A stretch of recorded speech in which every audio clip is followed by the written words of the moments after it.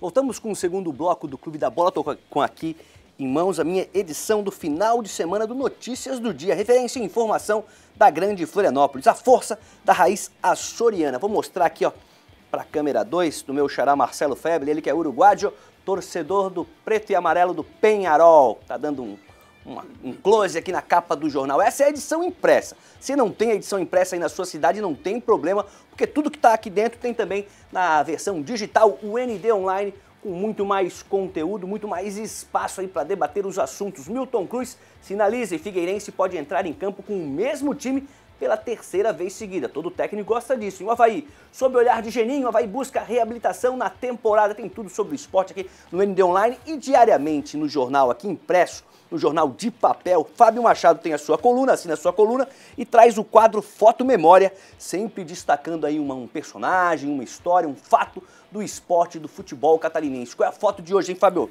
Só para dizer que eu também estou na coluna digital, ndonline.com.br/Fábio Machado.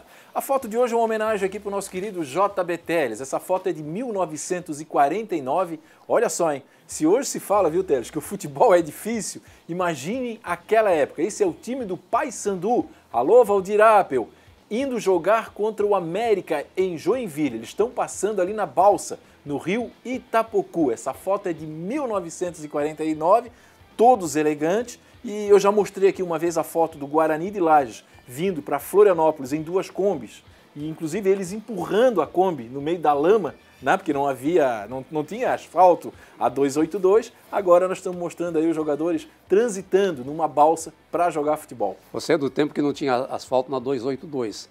Eu não tinha asfalto na 101. Na 101, exatamente. E aí era assim, nessa foto aí o Teles tinha apenas 3 aninhos. Por aí. Eu sou de 45. Era uma criancinha, então um bebezinho ainda. Eu fiz futebol no Oeste, ao tempo do Guarani, de São Miguel do Oeste, passando na balsa, saindo de Chapecó, logo depois de Maravilha, tinha que passar uma balsa, ainda não tinha ponte. Eu sou meio escolado em balsas. Conhece tudo, de balsa conhece tudo. De balsa. O Figueirense também entra em campo daqui a pouco contra o Goiás, lá em Goiânia. E o repórter Cleiton Ramos conversou com alguém que conhece muito bem as duas equipes. Fala aí, Cleiton. Às 4h30 da tarde, a bola vai rolar em Goiânia para Goiás e Figueirense. Um grande jogo. E se tem uma pessoa que conhece muito bem os dois times, é Márcio Goiano, que mora lá na cidade onde vai acontecer o duelo, foi super campeão com o Figueira como atleta, subiu o time para a primeira divisão em 2010 e também foi campeão como jogador defendendo o Goiás. Ele fala agora aqui no Clube da Bola a respeito desse encontro. Para mim sempre é um prazer estar falando com o pessoal de Florianópolis. Cleiton, um grande abraço, né, que vocês tenham uma grande cobertura aí dessa Série B, que realmente as equipes de Florianópolis possam fazer um grande campeonato. Lembranças muito boas, muito positivas.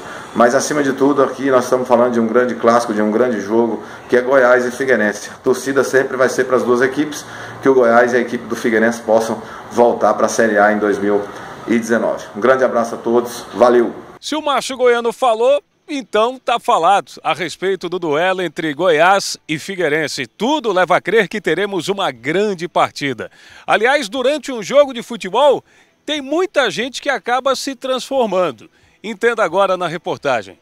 Em um jogo de futebol, o atleta se transforma. Essa constatação também serve antes das partidas. Quer um bom exemplo? Esse é Guilherme Lazzaroni, falando do duelo com o Goiás na próxima rodada do Brasileiro.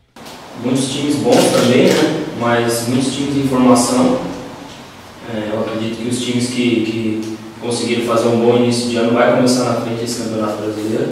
E esse é o lateral depois do jogo com a Chapecoense na decisão do estadual. Das vezes que eu saí, eu sentia no meu coração que eu não podia sair do clube, às vezes que eu saí por empréstimo sem voltar, cara. Eu fui criado aqui, eu amo esse clube. E eu tinha que voltar para fazer história. E eu sou o Guilherme Lazzaroni, eu sou maduro para jogar nesse clube que é gigante. Esse é o tipo de desabafo que faz bem para o futebol. Sentimento de um jogador que conhece como poucos a torcida do Figueira. Certo, Guilherme Lazzaroni? Vocês acompanharam o meu começo aqui, né? Estou desde profissional final de 11, mais o que eu joguei foi em 2012. É um Lazzaroni totalmente diferente. Eu saí, amadureci, né? Hoje sou um outro jogador, mas foi um momento assim de dizer para a torcida que o mesmo sentimento que eles têm, eu também tenho. Né? E pode ter certeza, se tiver outro desabafo na final da Série B com acesso, a torcida irá aprovar. Tá aí o Figueirense, vou perguntar para JP Telles se teve uma relação profissional durante muitos anos no Figueira. Como é que você vê hoje o Figueirense versão 2018? Mudanças, lógico, dentro de campo e também nos bastidores na diretoria. Eu tive uma relação, inclusive, com o Márcio Goiano, que acabou de falar aí. Verdade. Que era o grande líder, um dos grandes líderes do Figueirense à época, né? É muito diferente, sabe, Macho? O Figueirense de hoje, quem teve um clube administrado por Paulo Prisco Paraíso, é difícil você encontrar uma outra administração que você possa apostar. E hoje é uma aposta. Certo. Né? Essas mudanças todas que aconteceram, talvez necessárias, especialmente dentro do aspecto da razão e não da emoção do futebol, porque o torcedor trabalha muito mais com a emoção do que com a razão, mas é preciso esperar um pouco mais para ver qual é o resultado que vai dar para o Figueirense esse novo tipo de administração. E o Figueirense hoje, Fábio? Não, o Figueirense hoje, primeiro em campo, ele está colhendo bons resultados, está vivendo uma boa fase, digamos assim, né? O campeonato estadual do ano passado lutou contra o rebaixamento e nesse ano já conquistou o título. Na Série B já saiu com vitória. Ano passado também lutou contra o rebaixamento. Agora, saindo do campo ali, das 4 linhas, eu concordo com o Telles e eu várias vezes já comentei aqui no Balanço Geral que essa nova parceria, essa clube-empresa, a gente tem que dar o tempo, a gente tem que dar tempo ao tempo para ver o que vai frutificar ou se não vai frutificar. É muito precipitado chegar aqui agora e dizer que vai dar tudo errado, como também é precipitado dizer que vai ser as mil maravilhas. E o Figueirense, como na posição de goleiro, quem teve o Wilson, quem teve Edson Bastos, o Volpe, sempre grandes goleiros. O Muralha. Muralha, quer dizer, o outro goleiro sempre entra com aquela sombra, acontece também na administração. A sombra de Paulo Prisco Paraíso, de tudo que aconteceu, as mudanças estruturais, é realmente muito forte e ainda serve como referência. Até porque fisicamente, quando você olha para o Figueirense, ainda você olha a administração do Paulo Prisco. Lembra estádio, muito. CT, é tudo. O estádio da saída do Paulo Prisco para agora, tiraram o alambrado e colocaram, nada mais foi feito. Sim. Pelo menos eu tenho ido muito pouco ao Orlando Scarpelli, mas pelo menos é isso que eu conheço. E a mudança estrutural, só desculpa cortar, mas antes da chegada do Prisco, o que era o estádio Orlando Scarpelli antes e depois... Não, o que era o clube, né? O que era o clube, né? O clube estava para fechar, né? Eu conto uma história que uma vez eu era muito moleque, fui com os vizinhos, com a turma da rua ali, o pai desse vizinho, vou levar a turma toda final de semana no Scarpelli. A gente ficou a semana toda esperando para ir no jogo do Figueirense. Expectativa. Expectativa, quando chegou, deu até dor de barriga. Quando chegou lá, eu vi passando uma garrafa PET, plástico, né? Sim. E eu perguntei pro pai desse meu amigo, né? Ô tio, o que é aquilo ali? O pessoal bota um dinheirinho ali dentro, quem tiver, para ajudar. Isso. Daí ele falou... Tinha aqueles garrafões grandes, né? Bombona. Era uma garrafa, não lembro se era PET. E daí ele até falou assim, vou dar um dinheirinho, uma moedinha para cada um, quando a garrafa passar, vocês colocam ali ninguém queria ser conselheiro, porque sabia que ser conselheiro... Era dar dinheiro. Tinha que dar dinheiro. Seria mordido a cada final de mês. Eu já conversei com vários jogadores, como o Balduino, por exemplo, o Luiz Everton, o próprio Casagrande, Pinga, na época, eles falavam o seguinte, eles é que pagavam a comida dos juniores. Pergunta ao Lauro Búrigo. Perguntar ao Lauro Búrigo. Lauro Búrigo, o que ele fazia. A gente fala em administração, só quero lembrar aqui um outro aspecto. Quando nós falamos aqui, eu falei no Paulo Prisco, os anos que eu acompanho o Figueirense, desde 1970, 71, aqui em Florianópolis, 2 administrações, José Mauro da Costa Ortiga e Paulo Prisco Paraíso. Exatamente. Por muitos anos, qualquer um que falava no Figueirense dizia assim, no tempo do Ortiga. No tempo do Major Ortiga, né? Então foram 2 administrações que o torcedor do Figueirense seguramente vai levar na memória eternamente. E o próprio Paulo Prisco Paraíso ouviu isso. Quero ver se vai ser tão boa quanto foi a administração do Major Ortiga. Vamos fazer o seguinte, vamos voltar para a ressacada para ver como está Cleiton Ramos, se os convidados já chegaram, como é que está a situação agora por aí, Cleiton. Movimentação ainda não, né? O pessoal ainda é cedo, o pessoal vai entrar um pouquinho depois, tá comendo uma pipoca, tomando um refrigerante do lado de fora, é isso? Não só a pipoca, aquele tradicional espetinho também, né? Que eu não vou dizer que é espetinho de gato, que seria uma maldade, na verdade. Então o pessoal está se alimentando aí bastante né? E claro, esperando, né, o horário da abertura dos portões. Por enquanto, o público não marca presença aqui no estádio da Ressacada, não. Os convidados, respondendo a sua pergunta, Mancha, ainda não chegaram. Mas pelo que eu pude apurar, né, o Thiago Pravato, que é o diretor de marketing, está estacionando o carro, deve chegar daqui a pouco. E ele falou que vai mostrar ao vivo aqui, ó, a camisa do Avaí para o jogo de hoje, contra o Brasil de Pelotas. A camisa que vai homenagear a seleção da França na Copa do Mundo. E o presidente também está a caminho, o presidente Francisco Batistotti. Enquanto isso, o nosso cinegrafista, o Anderson Toledo, vai mostrar como é que está o gramado, o palco. Olha só que beleza, hein? É, rapaz... O palco tá bonito demais, o gramado aqui do estádio da Ressacada. Inclusive a arbitragem tá lá, ó, fazendo o reconhecimento do gramado. O Anderson vai mostrar pra gente aí também, né? O pessoal bem alinhado, como sempre, né? Os homens que antigamente a gente chamava homens de preto. Hoje, às vezes, ele apita aí o juiz com camisa amarela e por aí vai. Então, esse é o cenário para o jogo de logo mais às 4h30 da tarde. E o Thiago Pravato e o presidente vão chegar daqui a pouco para bater um papo ao vivo ainda no Clube da Bola, principalmente o presidente Francisco Batistotti, para falar dessa mudança, mais especificamente no comando do Avaí, à volta do Geninho. Agora, o Geninho, na entrevista coletiva, viu, Mancha, ele também falou sobre muitos assuntos. Ele falou que deve mudar o estilo do Avaí de jogar. Não para esse jogo. Ele falou que vai se meter pouco no estilo de jogo aí no comando do Evandro. Mas o Geninho deixou claro que quer um Avaí mais para frente, né, a partir de agora, mais para frente durante esta Série B de Campeonato Brasileiro. Isso o técnico Geninho deixou bem claro. Daqui a pouco eu volto, mas aproveitando a oportunidade, né, quero mandar um grande abraço também para o JB Teles, enquanto fui setorista do Figueirense, na Rádio Guarujá, na Rádio Bandeirantes, sempre um profissionalismo aí marcante do JB Teles, que olha, quem tiver oportunidade, né, até já aconselhei ele, coloca aí no Facebook aquela narração da Rádio Gaúcha. Na década de 70 o homem narrava muito, viu, Mancha? Daqui a pouco eu volto. Obrigado, Cleiton. O JB, o Cleiton, que é conhecido como o incansável, faz matéria, faz produção, tá sempre tendo novas ideias, é o mentor aí junto com o Anderson Toledo do quadro Fiat 147, Resenha 147, é o nosso incansável Cleiton. É um profissional de alta qualificação, muito experiente. E o Cleiton tem uma virtude sobre muitos profissionais da área de esporte, que ele tem uma personalidade muito forte e ele acredita naquilo que ele quer fazer. Certo. Ele não está lá fazendo por fazer, porque pediram para ele fazer. Não, ele está porque ele acredita naquilo que ele está fazendo. Então isso é uma virtude que pouca gente tem. Eu, às vezes, acho que o Cleiton já merecia ser melhor reconhecido. Não é? Eu mesmo, muitas vezes, já disse a ele, o Cleiton, ele tem uma personalidade muito forte. Sim. Também precisa frear, é outro argel. Uma tesourada. Dá uma tesouradinha. Mas é de uma qualificação exemplar. Cleiton Ramos, o incansável. Olha só, a semana na Chapecoense foi de pouco papo e muito treino. Depois de ser goleada na estreia do Brasileirão da Série A, o Verdão se prepara para enfrentar o Vasco e reencontrar o torcedor na Arena Condá. Derrota na decisão, no jogo que custou o título estadual. Derrota por goleada na estreia do Brasileiro. Do time que ficou 9 jogos sem sofrer gols, para a meta vazada 13 vezes nas últimas 5 partidas. 2 aspectos. Primeiro, o time não está bem escalado, da opinião que a gente está aqui acompanhando os treinamentos. E segundo, é individualidade. Os atletas não estão conseguindo repetir aquilo que conseguiram fazer ano passado e nesse ano. Não encaixou o time, né, com essas mudanças, acho que faltou muito isso.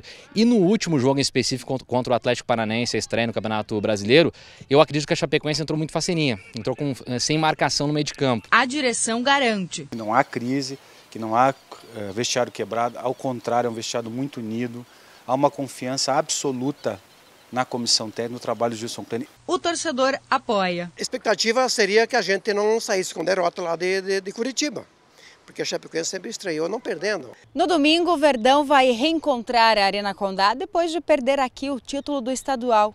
E também vai encontrar o Vasco. E aí, com um retrospecto positivo, porque a Chape nunca perdeu para o time carioca. Os times se enfrentaram nos brasileiros de 2015 e 2017. E são 2 vitórias e 2 empates somados para a Chape. Olha, é um bom momento para manter o retrospecto. Ainda não dá para saber se o professor vai mudar o time, o esquema, mas os atletas sabem o que eles querem mudar. Se nós tivermos um resultado positivo no domingo, as coisas já começam a mudar. E eu acho que esse é o pensamento, a gente tem que trabalhar muito forte, como a gente sempre trabalhou, para mudar esses resultados, esse ar que está aqui. Mudar o ar e seguir. Afinal, foi o primeiro jogo, a primeira derrota no Campeonato Brasileiro. Pela frente, a Chape ainda tem 37 rodadas, num campeonato longo que só termina em dezembro. Até lá, tem tanta bola para rolar. E quem se arrisca a escrever as páginas desse capítulo chamado Brasileirão 2018? A gente não sabe o que a Chape vai enfrentar lá na frente, mas sabe que o futuro vai chegar. Certeza que vem dos treinos dessa semana ao ver o Lorenzo, filho do goleiro Danilo, brincando no campo do CT da Água Amarela. Que assim como o pequeno, a Chape agarre a oportunidade de fazer um bom campeonato, que está só começando. Que legal essa imagem, hein? Que legal. Ó, fazer o seguinte, vamos voltar para Rick Chapecó, porque Sérgio Badá agora fala do desafio da Chape amanhã, né? Em casa contra o Vasco, Badá. Pois é, Mancha, amanhã a expectativa é de que a Chapecoense se recupere, né? Teve uma semana inteira para trabalhar, departamento de futebol, diretoria, tomaram alguns cuidados, blindaram os jogadores pouco falaram durante essa semana, então muito trabalho e pouca conversa. Essa foi a filosofia da Chapecoense durante essa semana para encarar o Vasco. Da manhã, 4 horas da tarde, aqui na Arena Condá, o Vasco que tomou de 4-0 do Racing, lá na Argentina, pela Libertadores, no meio de semana, vem, de certa maneira, desgastado por este jogo lá na Argentina, né? Então, a responsabilidade da Chapecoense aumentou na medida em que perdeu o título estadual para o Figueirense dentro de casa, isso deixou o torcedor muito chateado, e pela péssima estreia no Campeonato Brasileiro. Então a gente sabe, né, que o Vasco tem potencial, tem tradição, tem alguma qualidade, apesar da derrota na Libertadores. Penso eu que tem um bom treinador e a Chapecoense sabe do seu compromisso, né? O técnico Gilson Kleina teve a semana inteira para trabalhar, para rever aquilo que deu errado lá em Curitiba, muitas conversas, muitas reuniões, para ajeitar a casa, para que a Chapecoense amanhã, com o apoio do torcedor, e o torcedor tem que apoiar o time, o torcedor não pode apoiar apenas na hora boa, né? Num momento difícil, num momento de turbulência. Não vou dizer que a Chapecoense vive uma crise. Na minha opinião, não vive uma crise, porque foram 2 derrotas significativas, mas não a ponto de se criar uma crise. Mas é um momento de turbulência. É um momento que a Chapecoense tem que retomar o seu futebol, e já a partir de amanhã, nesse jogo contra o Vasco da Gama. Então, Chapecoense tem que resgatar as suas características, de muita força, de muita raça, de muita pegada, sangue nos olhos, coisa que a gente não viu na final contra o Figueirense e no primeiro jogo do Brasileiro contra o Atlético. Então, temos uma expectativa positiva e esperamos que ela se confirme amanhã, 4 da tarde, é um jogo de responsabilidade para a Chapecoense, para o Gilson Kleina, para os seus jogadores, porque o torcedor quer a recuperação. Então é isso que se espera amanhã da Chapecoense no jogo contra o Vasco aqui em Chapecó. Legal, o Badá já prepara os abraços, que daqui a pouquinho tem a hora do abraço, o Badá adora. Vamos para a ressacada? O Cleiton Ramos continua por lá. Oh, que camisa bonita, diz aí, Cleiton, é essa? Essa aqui é a preciosidade, né, que o torcedor vai acompanhar mais de perto. No jogo de hoje, às 4h30 da tarde, Avaí Brasil de Pelotas, homenageando a seleção da França. A gente não vai virar, ô Mancho, porque atrás não tem nada, a não ser o número e também o nome da pessoa que vai ser homenageada, né, um cônsul francês, pelo presidente do Avaí, Francisco Batistotti. Mas a grande novidade está aqui na frente da camisa, né, na parte da frente, né, homenageando a seleção da França. E está aqui ao meu lado o gerente de marketing, né, o Thiago Pravato, né, um camarada que eu conheço também já há um bom tempo. Thiago, obrigado pela participação aqui no Clube da Bola. Como é que foi essa ideia de homenagear aí a seleção da França? Boa tarde. Boa tarde, Cleiton. Boa tarde a todos do programa, todos os ouvintes, aí, os telespectadores. Na verdade, é um projeto da Umbro, né, que é a nossa fornecedora de material esportivo, que esse ano, no uniforme 2 de todos os clubes que ela fornece o material, um país que vai disputar a Copa do Mundo seria homenageado nas camisas. Então o Avaí vai homenagear a França, que para nós é um grande orgulho, né? Que é um país aí que tem uma representatividade muito grande, e uma seleção que provavelmente vai disputar aí as finais, porque é uma seleção forte. Então ela está sendo representada no nosso uniforme esse ano. Que ultimamente, em se tratando de Copa do Mundo, não deu boas alegrias, né, para o nosso país, em virtude do 3-0 em 98 e em 2006 na Copa da Alemanha. Já está à venda essa camisa? Já está à venda desde a sexta-feira passada, quando foi o lançamento nacional, né, que todos os clubes foram lançados de forma juntas, lá no Museu do Futebol em São Paulo, no Pacaembu. e a R$ 199 na Havaí Store, o torcedor já pode ali comprar. Hoje a gente vai estrear. Hoje é um clássico mundial, né? Brasil e França e Brasil, mas a gente hoje vai torcer pela França, né? Então, na Copa, a gente torce pelo Brasil que conquista o Hexa. Boa, o trocadilho aí, o Brasil de Pelotas. Beleza, Thiago, torcedor chegando aí, né? Espera aí um grande público, já que foi criado um fato novo, a chegada do Geninho.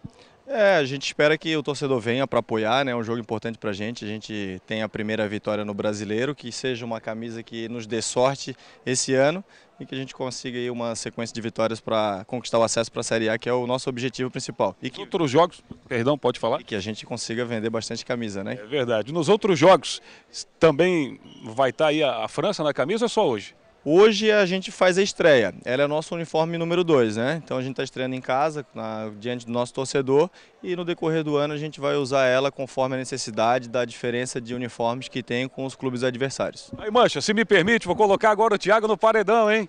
Quando é que vai sair pra gente sortear no Clube da Bola? A gente pode programar aí pro próximo programa, já ter uma para sorteio lá pra turma. Combinado? Combinado. Próximo programa? Próximo programa. Maravilha, então, olha aí, Mancha.